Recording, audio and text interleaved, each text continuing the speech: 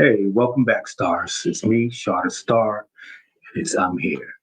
I first want to start this video off giving my condolences to everyone involved in the two airplane tragedies we had in Philadelphia and in Washington, D.C. Okay. Also, I don't know if you guys are aware, but the day before the tragedy, meaning the commercial airliner colliding with the Black Hawk military helicopter. Pretty much the same thing um, happened just 24 hours before the actual tragedy happened. Okay, so another flight aborted landing due to military helicopters traffic at Reagan National Airport just 24 hours before deadly DC collision. So now it's not a one-off, and this is not something that a tragedy that happened. I was always brought up by my grandmother, and I've mentioned it to you guys before. Warning comes before destruction. And that was the warning the day before, and the destruction was 24 hours later. So it seems to be a problem. This is not a one-off and something that just tragically happened. Apparently, if the same thing, identical thing could have happened 24 hours prior, there's a problem. And I don't know where the problem lies, but there's definitely a problem. Okay? So also, during the two tragedies, but I'm talking about the Washington, D.C. tragedy with the commercial airliner colliding with the Black Hawk military helicopter. I know that there were ice skating team that was on the plane and different things, and I've heard a lot about that and certain things. But I while investigating, I actually came across other people, and I want to mention two of them in this particular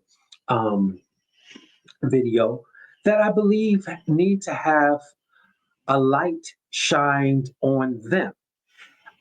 Did you know that one of the victims of this tragedy, her name was Kaya Duggins? She's 30 years old, civil rights attorney. Okay. She's a former Michelle Obama intern. She's a former Miss Kansas City contestant in beauty pageants. Well, she's been identified as one of the victims of this tragedy, right? And she was actually, this Cubby Fall was about to be a professor at Howard University. So I wanted to shine a light on that because I didn't want it to just be the young kids and the ice skating team. There were other people that were loved by people and were loved by their families that deserve to have a light shined on it. She's a beautiful young woman. And to think that she was an intern of Michelle Obama, she's 30 years old and she's a civil rights attorney. So, and to become a professor at Howard University, a professor at 30, I think that's something to definitely talk about. So again, my heart goes out to her and her family and her loved ones. And I think we lost a good one, a great one. How about that? Also, another young lady who is also an attorney. This attorney, what caught me my eye about this story was this attorney, her name is Elizabeth Keys. She's 33 years old, and she's known to her loved ones as Liz. Well, she was out of town on a business trip. She's also a Washington-based attorney, 33 years old again. And she was out of town on a business trip, and it happened to be her birthday. And she decided that she wanted to get back to DC to have dinner with her fiance on her birthday. So she caught an early flight, and this was an early flight. What I found crazy was when I really thought about it, no shade, no nothing, her birth date was her death date. Something to think about, you know? I know a lot of times have you ever been in this position where you're supposed to be going somewhere, and if I get too many things thrown at me, meaning if I'm invited somewhere, right? And I'm on my way, but if two many things stop me, meaning a flat tire, meaning just things that happen, I don't go because that's a warning. Something is trying to get you to stay home. That's how I feel. That's just me personally. And maybe that comes from the warning comes before destruction. So then I'm all over the place with it. You know what I mean? But again, I thought it was very interesting that she wasn't even originally booked on this flight. She was actually booked for a flight the next morning. But because it was her birthday and she wanted to get back and have dinner with her fiance, she lost her life. And God bless her and her family and his family and all that's involved. I feel like there's so many things going on with the airlines. Like it's so much going on with the airlines. Well, also, a United Airline employee was severely injured after an American Eagle plane collided with a tug. Okay. Now, tugs are those well, it looks little compared to what it's doing. It's those little like bulky looking trucks, but they pull planes. So you have to imagine, I've often imagined like um damn, that thing has to be heavy and solid to pull a plane, to tug and pull a plane. So okay, so what happened was this 64-year-old employee of United Airlines um, was was in his tug. And apparently, a landing American Eagle plane wing clipped the tug, which in turn flipped the tug over on the employee. Now, please remember what I just said. These tugs, and we've seen them, these little brolic looking trucks that pull airplanes, was clipped by an American Eagle airline. The wing of the plane clipped it and turned it over. And in turn, turned it over on the driver, on the 64-year-old employee. Um, this happened in Chicago. They said that it happened on Saturday, and he is in critical with head injuries and lower body injuries. They're stating that allegedly, when the wing hit the tug, which he was driving, and it turned it over, it pinned him to the ground. So again, you can almost imagine the weight of it all. Again, they said that the employee, 64-year-old employee of United Airlines, is in critical condition because of this. So it just seems like a lot of things are going on with the airlines. And also, if you remember, maybe about a week or so, 2 weeks ago, say 2 weeks ago, I told you that a JetBlue plane that landed in Florida, they found, so they say through a think about routine, do a routine inspection, they found two stowaway bodies under the landing gear where the wheels go. And I've actually heard in the past that people have stowed away that manner.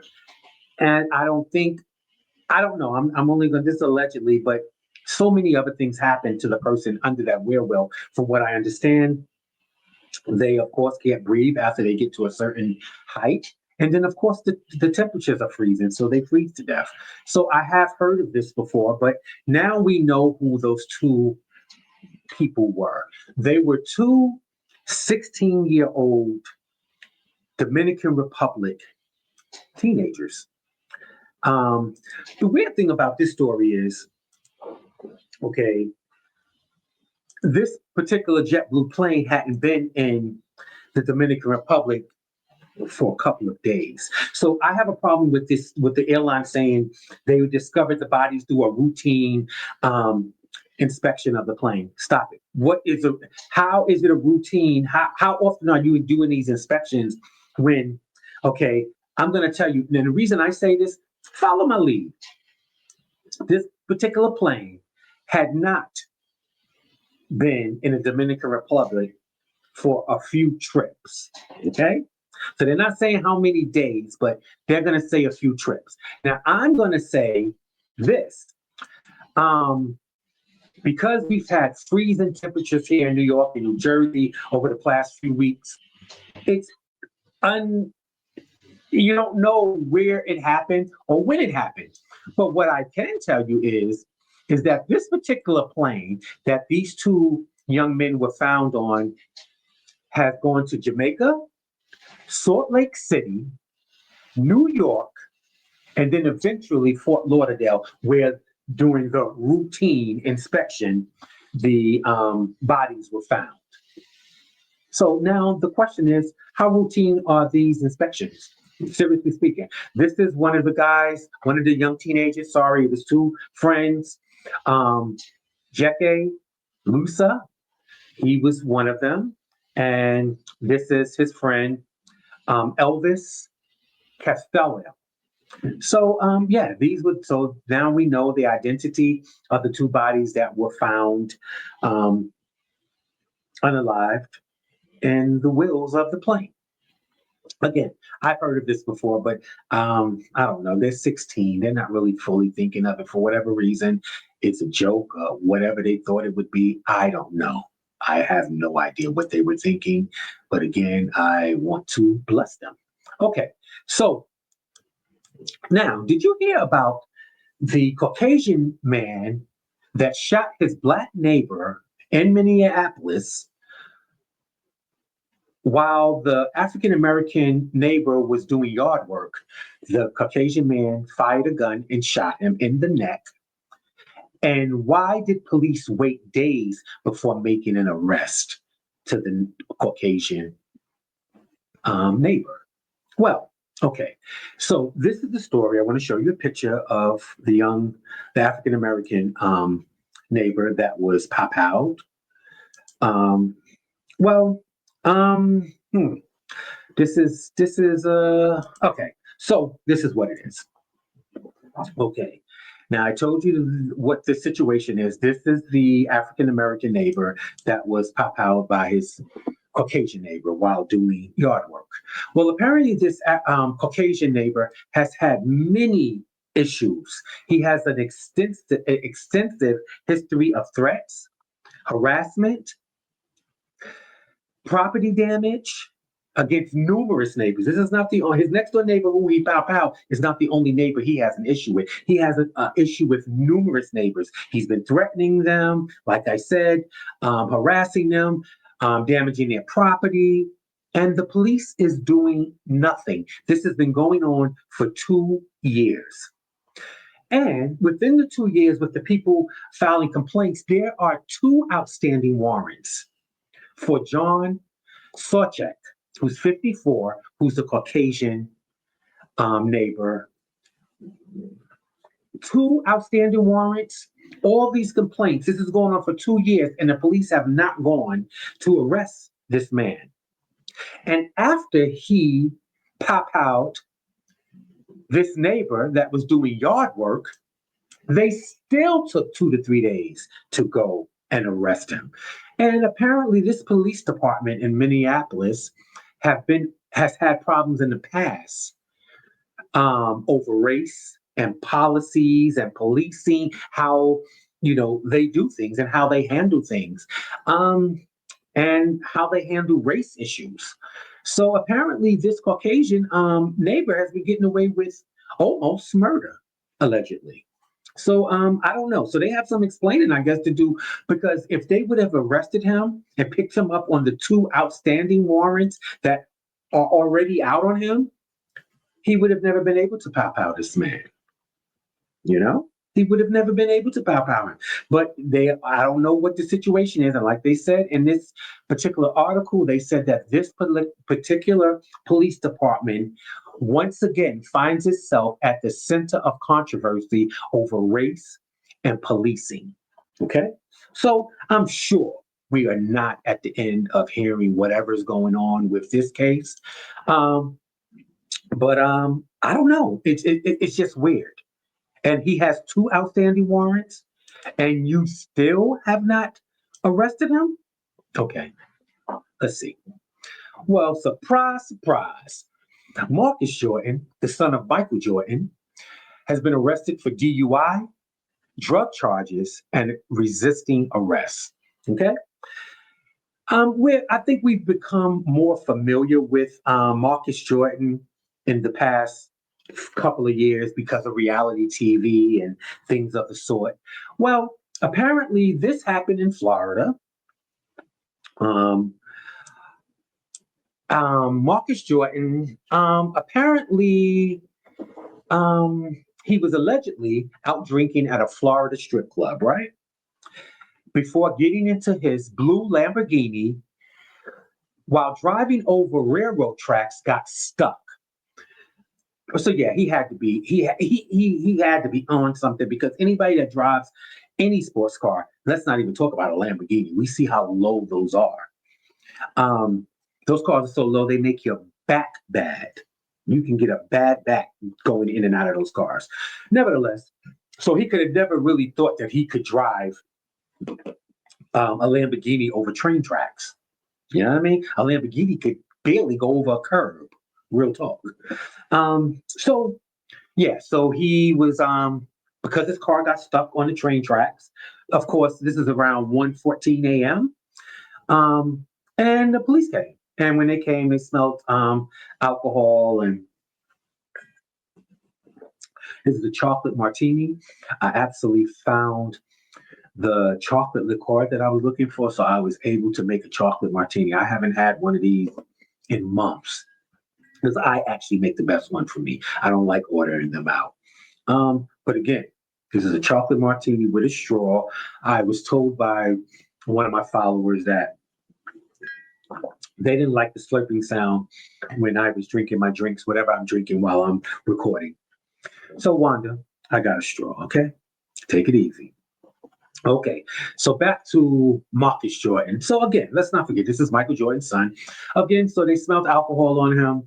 They found some drug possession, some drugs on him, and then he had the nerve to resist arrest because he's Michael Jordan's son, allegedly. Um, so yeah, so that's what's going on with that. I'm sure we'll hear a little more. But the weird thing about it is this happened last week where they kept it under wraps for like 5 or 6 days before they released it. So that right there within itself is a little weird. Okay. So how do I start this story? This one is a little rough. Okay. We've all had chores. We've all been teenagers. We've all had chores. We've all sometimes did them, sometimes we didn't want to.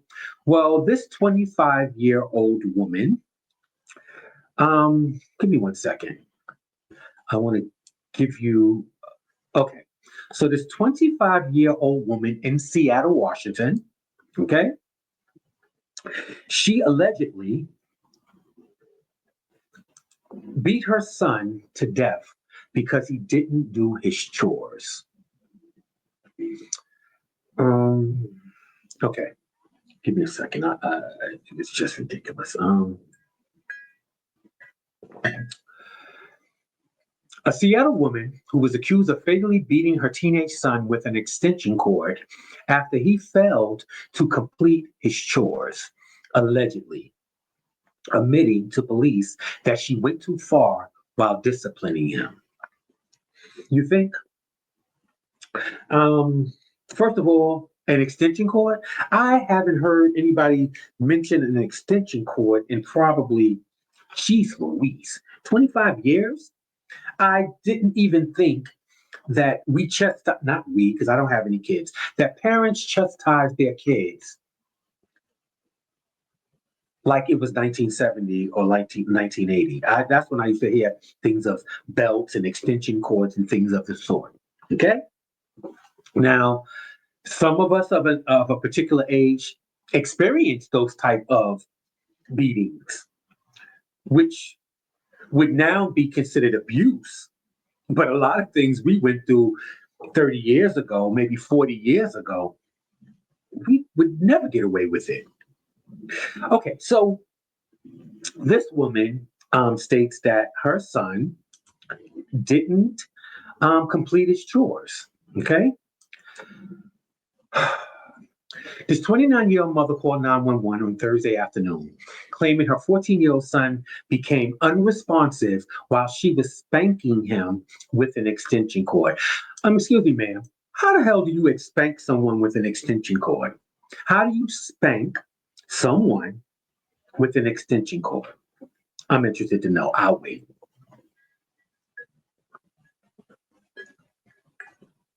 Okay, so she said, according to the police report, the mother admitted that she went too far while spanking her son. She told authorities that her son hadn't completed his chores, which angered her. And she told him it was butt cutting time. So she had the name for it. Okay. The mother reportedly ordered her son to remove his clothing before using an extension cord to strike him. This is diabolical right now, really, because he didn't finish his chores. The police further alleged that the mother shoved her son against the wall, causing him to hit his head and fall unconscious. She then continued to beat him while he lay on the floor unconscious, telling him to stand up. While he's unconscious, mind you, so that's not going to happen. So because he's not getting up when she tells him to, because he's unconscious, hello, she reportedly continued to strike him for about an hour with an extension cord.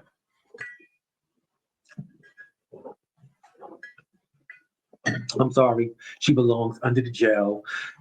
Don't put her, seriously, don't put her in a mental hospital because she said she blacked out and lost her mind.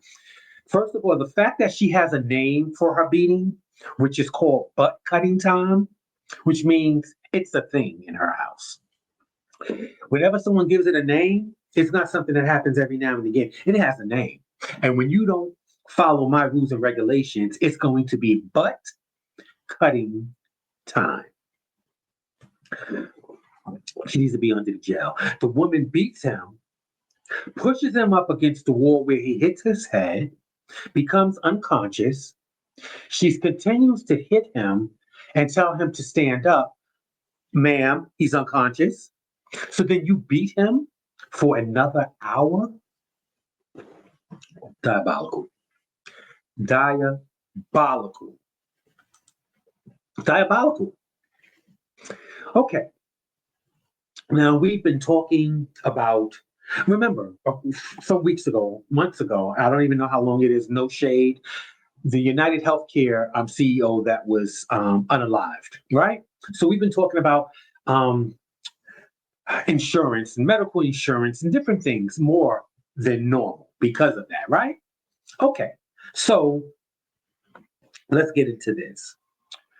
A 22-year-old man with chronic asthma dies after inhaler price went from $66 to $539, according to a new lawsuit that was filed. Okay, now we have before discussed things of the sort. You know what I mean? Now, the parents of a 22-year-old Wisconsin man who died after an asthma attack have filed a lawsuit against Walgreens and United Health Group's pharmacy benefit manager after they said the price for his medication suddenly rose from $66 to $539. His name was Cole Schematic, 22 years old. He's lived with asthma since he was a baby. Okay. But he was able to manage his symptoms of asthma by taking Advair, Discus, a preventive inhaler every day. So he took this inhaler every day of his life because it would stop him from having an asthma attack. According to the lawsuit filed in federal court last week, since 2023, Cole had health insurance through his employer that covered his medication, which cost him no more than $66.86 a month. Now, compared to some of the things, that's definitely doable, right? Okay, so Cole went to his local Walgreens pharmacy on January 10th to fill his prescription. He was informed that his medication was no longer covered by his insurance, according to the lawsuit. Advair Discus would now cost Cole $539.19 out of pocket. And the pharmacy allegedly told him there were no cheaper alternatives or generic medications available to him. The lawsuit also says that the pharmacist failed to contact Cole's physician or and insurance company to seek an alternative. Okay, so listen, I've gone through something like this where, you've been getting the medication and whatever it is, and it's cheap. And then one time you go there for it, and the price is astronomical, and you find out that again, they don't no longer carry it or something else. Well, then normally your pharmacy will contact your doctor and state to them that that medicine is either out of reach for you or no longer available. What would be the alternative that would work? How they say, it's brand name and not brand name, like that type of thing. So like taking a Tylenol and taking just a regular, pill that says it's an aspirin but is not Tylenol. They all may work the same. I don't know. But again, apparently the pharmacy and the they didn't do what they were supposed to do. And apparently he needed his medication. He couldn't afford that price. He needed the medication and had an asthma attack and passed away. So rightfully, it's about time that these insurance companies stand up and take ownership for some of the crap that they do. They get money from us sometimes for years without a claim. And as soon as there's a claim, there's a problem. Now imagine you drive in a car. You have a foreign car. You have had car insurance for 10 years, not one claim. You pay them a few $1,000s a year to cover you, full coverage. But for 10 years, there's not been a claim. Then on the 11th year, something happens and you put in a claim. And what they do? Drop you. And I'm pretty much saying all the money that I have paid and never had a claim should pay for whatever the damages is for this. So why would you drop me? I'm showing in 11 years, you've had no issues and no problems with me, but insurance is for just in case. And as you see for Cole, this just in case didn't work out for him.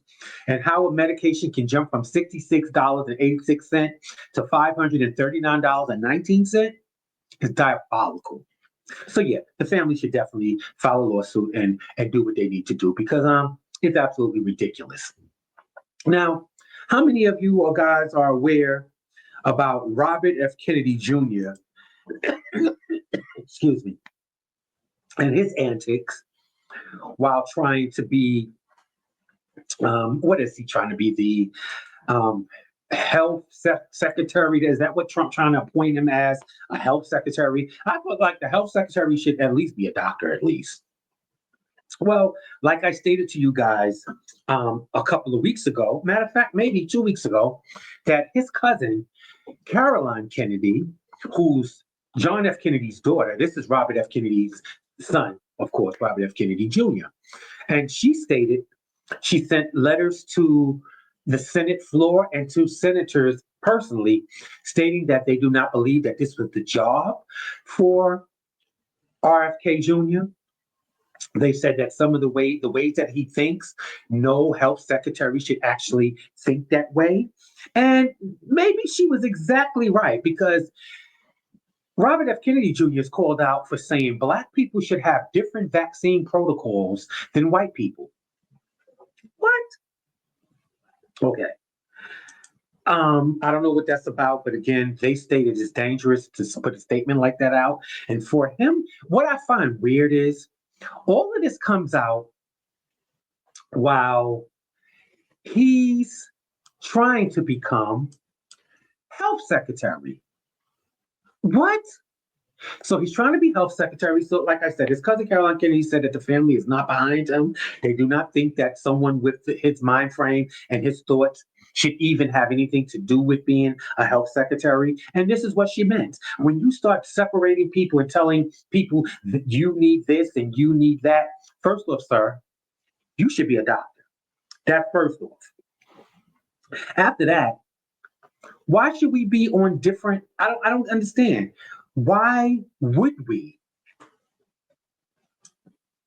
Why would we be on different protocols, different medication, the way that you decide, oh, we get a shot in July, they don't need one in April, to next April. Are you freaking kidding me? Like, come on. This is like, it's this whole cabinet thing, and it's all so ridiculous because if you look in there, it's retired librarians. You have Robert F. Kennedy Jr., mind you, who was trying to get on with Kamala when she was running, but because she knew she didn't want no parts of him, because see, these are new Kennedys. This ain't the old Kennedys. The old Kennedys you ain't mind being in business with, but these new Kennedys, not so much.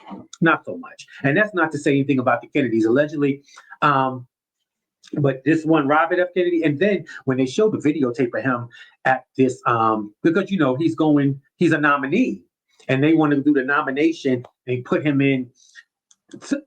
Are you kidding me? Are you kidding me? Vaccines have nothing to do with races. Um, I don't know. So definitely, Caroline Kennedy was definitely on the money with what she was thinking and what she was saying about her cousin. Okay.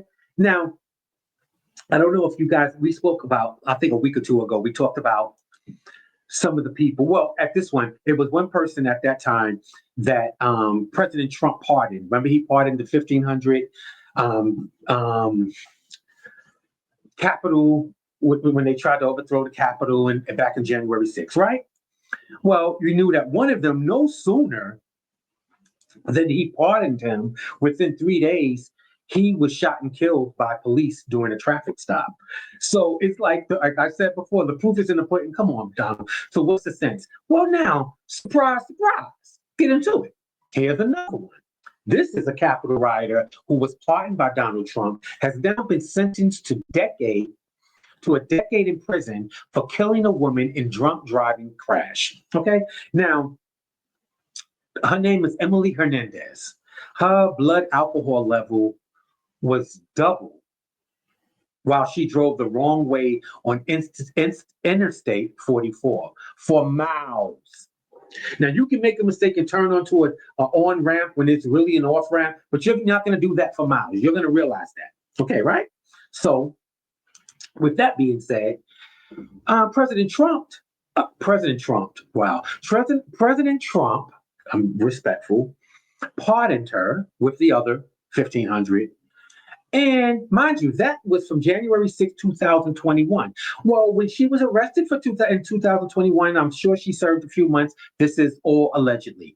But at some point, a year later, in 2022, is when she was driving at the double legal alcohol limit, which resulted in this car crash with a couple who was out celebrating their 15th year wedding anniversary, and the wife, a 32-year-old woman, was unalived. So they sentenced her to a decade in jail, and I don't even think that was even enough. Like, I'm like, really? A decade? 10 years? 10 years.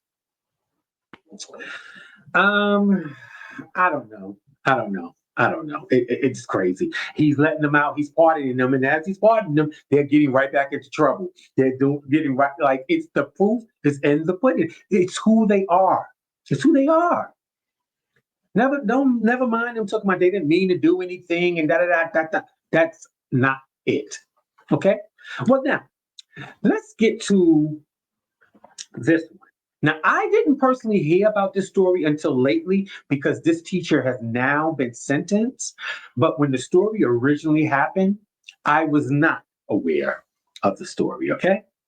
Now, give me a second. I want to give you the exact where this happened, her name, his name, and okay. So this is what we're going to do. I want you to read it, okay? Because I'm going to say it, but the wording is going to be different. So I'm going to put this up, and then we're going to talk about this. Seriously, people, real talk. Now, this states, okay, ex-teacher who fed students semen-laced cupcakes sentenced to 41 years in prison. Hold on to people. This is crazy for me. Okay. Okay. A twisted Louisiana teacher, ex-teacher, who admitted to giving her students cupcakes laced with her husband's sperm to be sentenced to 41 years in prison. Okay. Um, Give me a second. I want to show you who she is. This is her because see, we think that people that do diabolical things like this look some kind of way, or you would be able to notice them. This is a teacher, a junior high school teacher. Okay. This is her. Her name is Cynthia Perkins. She's 36. She was sentenced on Friday after pleading guilty to second-degree rape, production of child pornography, and conspiring of mingling harmful substances, which is that. She has no possibility of parole for 40 years. So they sentenced her to 41 years, but she can't even get paroled. No chance of it until 40. So let's figure. And we're saying now she's 36. She'd be 76 years old. Who knows? Who knows? But apparently her, who's a teacher, was a teacher at junior high school, and her husband, who is a former sheriff deputy. So she's the teacher, he's the police officer. They got together and did this. Um, he's also charged because they conspired and did this together. Okay, so apparently she testified against him for whatever reason. Not quite sure, right? But this is her husband, as far as we can see. This is him right here. His name, this is so ridiculous because these are teachers. These are people that we're trusting to direct our kids. Okay, so the lawsuit filed against Dennis Perkins, who's the sheriff deputy, claims that Cynthia Perkins filmed her husband supplying semen for the cupcakes that were later fed to children at the junior high school, okay, at Westside Junior High School. They not only baked them into the cupcakes, but she also mixed it into energy drinks that she gave the athletes, the teenagers at the school. So I don't even know what to say to you guys about something like this. This is diabolical. Okay, so again, so I remember growing up, we had bake sales. We brought in cakes and cookies and donuts, and we sold them. And whatever money we raised, either went to the library, the computer lab, something like that. You know, we were doing something. We were doing our part. This right here, nah, no, kid. This is this I can't. This is the and mind you, this is the semen cupcakes and the energy drinks. That's not it. But you know what? I'm gonna let y'all research this. It's actually become to the part where you can't trust your kids. This was a police officer and his wife, who's a junior high school teacher. She's filming him supplying his semen for her to bake into cupcakes and put into energy drinks to feed to her students.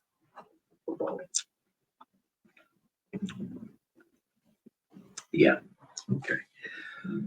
Okay. So we're going to go to Dwayne Wade. I don't know if you guys have heard in the past few days, but back on December 18th, 2023, Dwayne Wade, 43-year-old, he revealed he had 40% of his kidney removed after doctors found cancerous tumors on his kidney. So I think I've said it to you before during the holidays and whatever was going on, that you never know what people are going through. Okay. Because to be honest with you, I follow Dwayne Wade and I follow his wife, Gabrielle Union. And I've never remember him, to be honest with you, taking a major break from posting and doing things. So that really means that he really hid this, and you never know what people are going through. Of course, he's retired now, but to have 40% of your kidney removed because cancerous tumors were found and you had to remove, you never know what people go through. You never know. Check on your strong friends. Check on when you think of someone, try to reach out to them when you can because we're human. We're human. But listen, I love you guys. I just wanted to come to you guys with some stories. I got more stories, but if you notice, I'm trying to take my videos a little longer than normal. Normal, I'm at 30 minutes. Now I'm trying to go to 40, 45, and eventually an hour. Um, it's just that some of these stories, I'm going to be really, really honest with you, they take you through a emotional roller coaster when you're hearing about the deaths and you're hearing about this and you're hearing about that. And like I said, I didn't want to spend the next 4 years talking about what the president did do or didn't do, or what his people are up for or what they're not up for. I'm not going to spend our time with that, but there's certain things, again, that we need to know. And I try to bring you guys stories that you've never heard before. I do a lot of background checking. I do a lot of fact checking before I bring you stories. I came across some really great stories while filming this, but I couldn't find facts of them. Some of the stories I had to remind people just because I ask people to send me stories, which is great.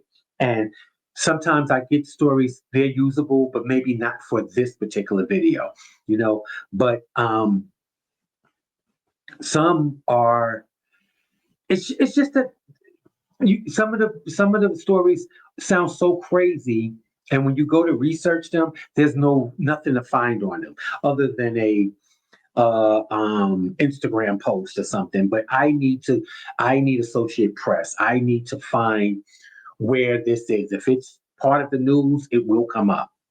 So if you go searching for something and you're using the correct words and the key points and different things, if you can't find it, sometimes people make up stories to get likes and to be seen.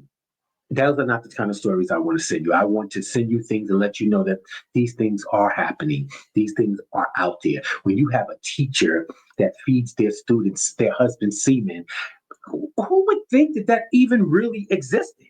But it does. And these are our teachers that teaching our kids. Listen, I want you guys to always be intentional, be informed, be aware, and I love you guys. See you soon. Until next.